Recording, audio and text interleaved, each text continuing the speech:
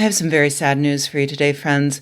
After 43 years of not being allergic to anything, I have finally developed the snots in apparent reaction to one particular plant, my Christmas tree.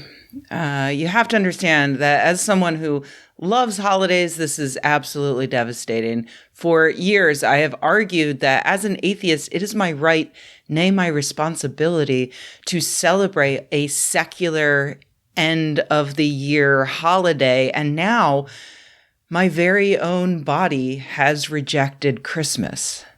My immune system is attacking the holiday spirit.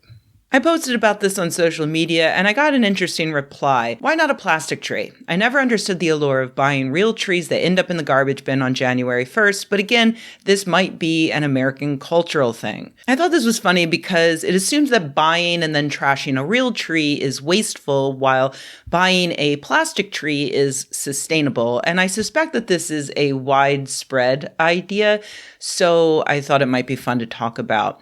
First, though, let's just do away with one incorrect thing that probably isn't widespread, but I want to note, which is the idea that a real Christmas tree is an American thing.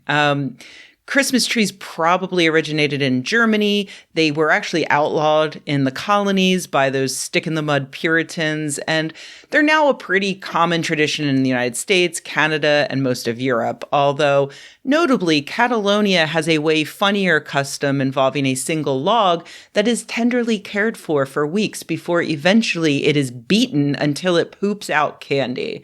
Love that guy. Okay, so on to the real versus fake discussion. Artificial trees have been around since at least the 1880s because obviously not everyone has the time, energy, and ability to trek into a forest, chop down a tree, and drag it back to your apartment.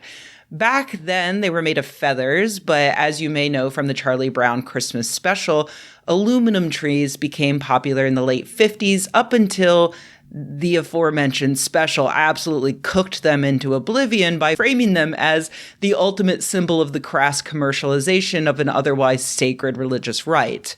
Fun aside, back in my 20s, my mom bought me an official Charlie Brown Christmas special tree, to which I said, "Isn't this precisely the opposite of the take-home message of the Charlie Brown Christmas special?" To which she replied, "Shut up, nerd, try to have a little fun." Anyway, these days, artificial trees, including the official Charlie Brown tree, are made of PVC plastic, and most Americans actually choose that over a real tree. There are definitely benefits. They're usually cheaper, especially if you reuse them a few years. There are no needles to clean up. You don't have to remember to water it. You probably won't be allergic to it. And, the artificial tree is slightly less likely to catch on fire. When plastic trees started to gain in popularity in the 70s, many people did seem to think of them as an environmentally friendly alternative to cutting down a real tree. After all, a lot of us grew up hearing horror stories about deforestation. So surely cutting down a tree just to decorate it for a month and then throw it in the trash must be environmentally devastating, right? Wrong, actually. This might surprise you to learn, but did you know that trees are actually so abundant, it's like they grow on wait, that metaphor doesn't work. What I mean is, trees are in fact a renewable resource. PVC plastic is not. It's a fossil fuel-based resource.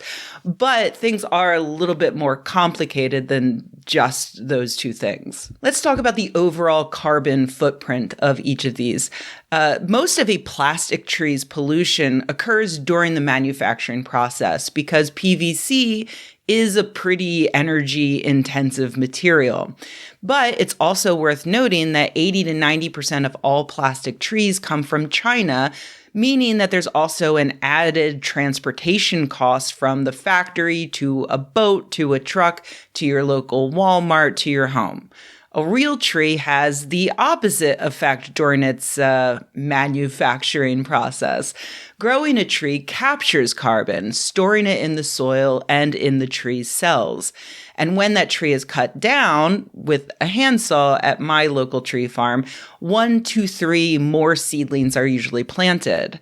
Each year, about 30 million trees are harvested for Christmas, but 350 to 500 million trees are still left at Christmas tree farms, gathering and storing more carbon. Each year, about 30 million trees are cut down for Christmas, but 350 to 500 million more trees are left growing on these farms, providing a habitat for wildlife and storing more carbon. Of course, your Christmas tree will release some of that carbon when you dispose of it, and also you emit CO2 by traveling back and forth to the Christmas tree farm.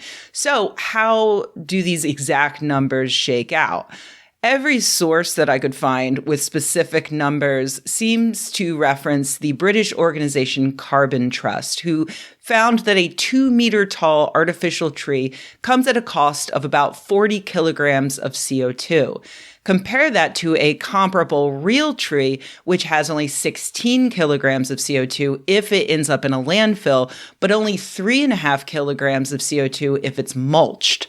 So compared to a real tree that is responsibly disposed of, you'd have to use an artificial tree for about 12 years before it becomes the more sustainable option. Other researchers have estimated the true break-even point could be closer to 20 years, but it's worth noting that I'm pretty sure that study was sponsored by the Wisconsin Christmas Tree Producer Association, who, they've got some bark in the game.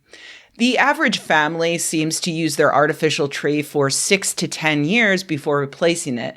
But even if you do manage to get 12 to 20 years out of yours, you wouldn't be supporting your local managed forest. So if everyone went artificial, those farms would go out of business, and then those farms would be turned into Walmarts to sell more artificial trees, which would then have its own carbon footprint. And, we're getting way into the weeds, so to speak, on this. So let's just move on.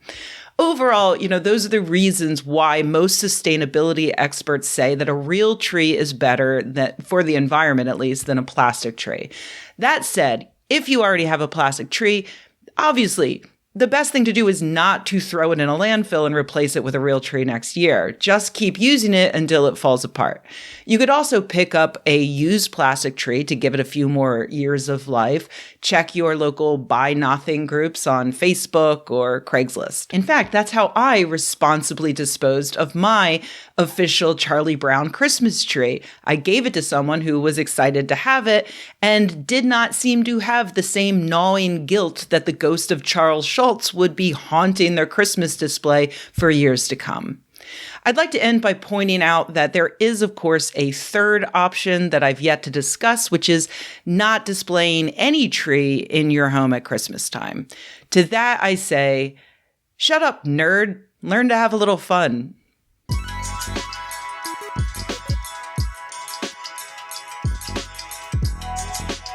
Hey everybody, thanks for watching. If you enjoyed this video, please give it a like. If you loved the video, please subscribe.